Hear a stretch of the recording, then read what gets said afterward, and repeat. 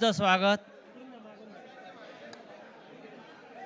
ज्या संख्येनं आपण सर्व इथे उपस्थित आहात आणि आपल्यातला उत्साह जो दिसतोय ते पाहता एक गोष्ट नक्की आहे की आजचा दिवस महाराष्ट्रासाठी ऐतिहासिक आहे। सकाळी मी कोणाला तरी सांगितलं की आजच्या दिवसाचं महत्त्व काय आहे।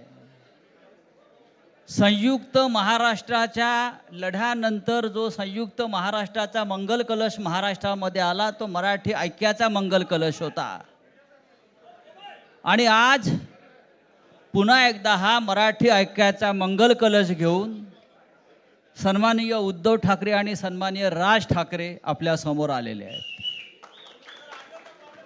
तोच आनंदाचा क्षण आज महाराष्ट्राच्या जीवनामध्ये आलेला आहे। मी अजिबात यापुढे काही बोलणार नाही। हाच मंगल कलश मुंबईसह अनेक महानगरपालिकांमध्ये विजयी भगवा ध्वज फडकवल्याशिवाय राहणार नाही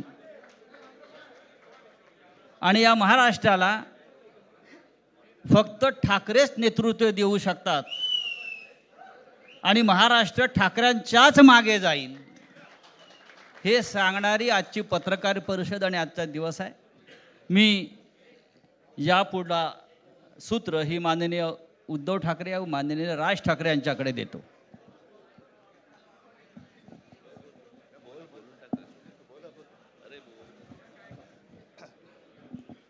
बघा एवढं आमचं एकमत झालेलं आहे। सर्वांचं स्वागत करतोय आणि आता संजय राऊत यांनी संयुक्त महाराष्ट्राच्या लढ्याची आठवण करून दिली। तो जो मंगल कलश आणला गेला तो काही सत्यनारायणाच्या पूजेसारखा आणला गेला नाही, त्याच्या मागे खूप मोठा संघर्ष झालेला आहे। 105 107 किंवा त्याहूनही जास्त मराठी माणसांनी बलिदान देऊन मुंबई महाराष्ट्राला मिळवून दिली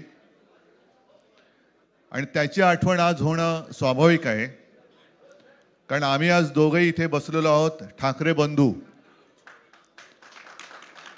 आमच्या दोघांचेही आजोबा प्रबोधनकार हे संयुक्त महाराष्ट्राच्या लढ्यामध्ये पहिल्या 5 सेनापतींमधले एक सेनापती, त्यांच्यासोबत माझे वडील म्हणजे शिवसेना प्रमुख हिंदू हृदय सम्राट बाळासाहेब ठाकरे, राजचे वडील म्हणजे माझे काका श्रीकांतजी ठाकरे, म्हणजे अख्खं ठाकरे घराणं त्यावेळेला मुंबईसाठी संघर्ष करत होता।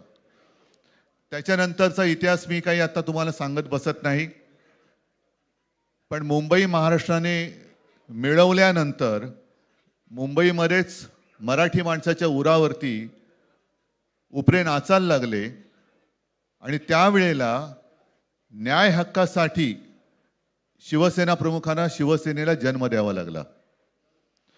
साधारणतः 60-65 वर्ष आता होतील, पुढच्या वर्षी शिवसेनेला 60 वर्ष होतील।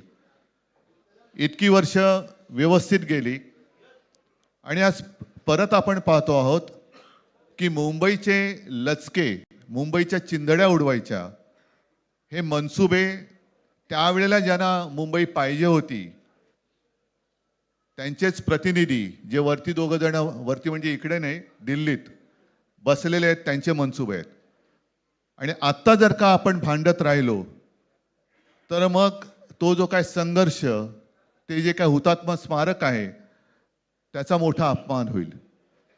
आज आम्ही आमचं कर्तव्य म्हणून एकत्र आलेलो आहोत आणि मी मागेच म्हटलं एकत्र आलो आहोत ते एकत्र राहण्यासाठी।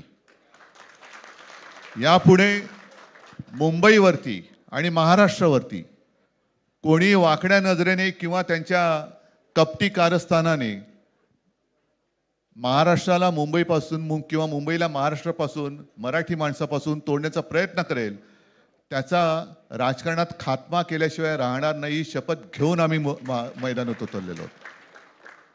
उत्साह अमाप आहे।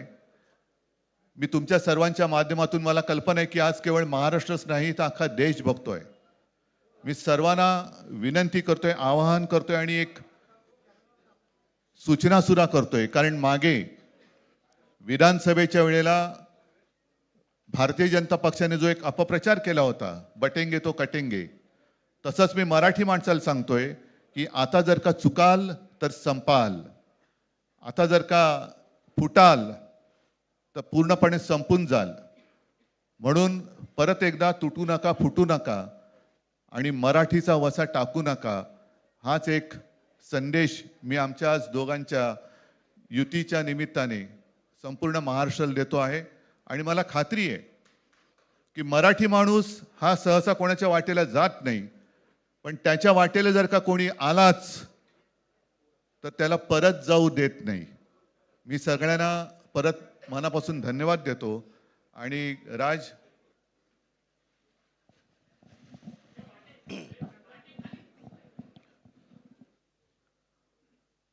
आपणा सर्वांचं मी मनपूर्वक स्वागत करतो.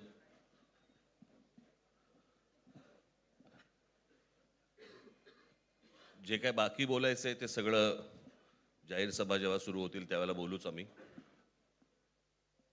परंतु माझी एक मुलाखत झाली होती आणि मी मुद्दामून आठवण करून देतो त्या गोष्टींची. आणि त्या मुलाखतीमध्ये मी असं म्हटलं होतं की कुठल्याही वादापेक्षा आणि भांडणापेक्षा महाराष्ट्र मोठा आहे. आणि मला असं वाटतं तिथून त्या आज आम्ही एकत्र येण्याची सुरुवात त्या वाक्यापासून झाली.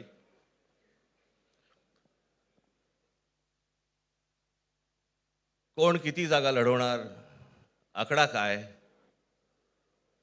हा नाही सांगणार तुम्हाला.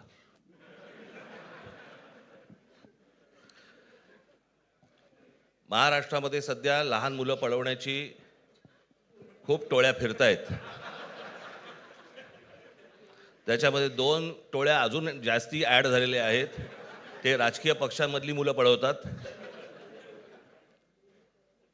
आणि जे निवडणुका लढवणार आहेत त्या लढवणाऱ्या सर्व उमेदवारांना दोन्ही पक्षांकडनं उमेदवारी दिली जाईल.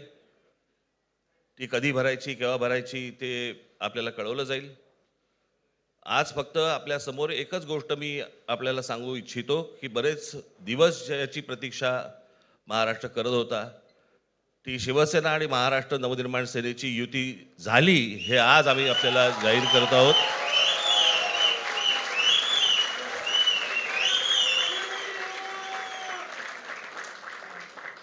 धन्यवाद.